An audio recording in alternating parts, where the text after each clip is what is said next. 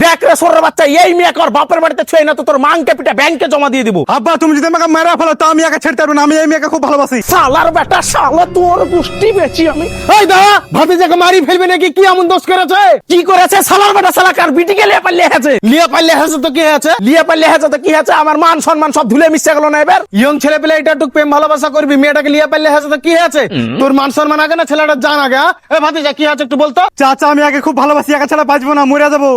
তুই তো খুব জায়রা লোক আছিস, এরা দুজনে দুজনকে ভালোবাসে, তুই এদের মাঝে দেওয়াল হয়ে কেনে দাঁড়াচ্ছিস। ভাতিজা তুমি খুব ভালো কাজ করেছো, তুমি কোনো টেনশন করবে না, আমি তোমার সাথে আছি।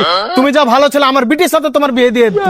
আমি জানতো আব্বা তুমি মানে নেবা, তাহলে তো আমি বিয়া করে লিয়েছি। দোয়া করো যেন সুখে থাকি। বিটি তুই? আরে আসসালামু আলাইকুম বিহাই। বিটি তুই এটা কি করলি? আরে যা করলে করলে, আমার বেটার মতো তো ছেলেই হয় না। তো বিহাই বোনের ব্যাপারটা হয়ে যাক, এখন বুলেট মোটরসাইকেল দিবেন আর এখন 4 চাকা 10 ভরি সোনা দিলেই হবে।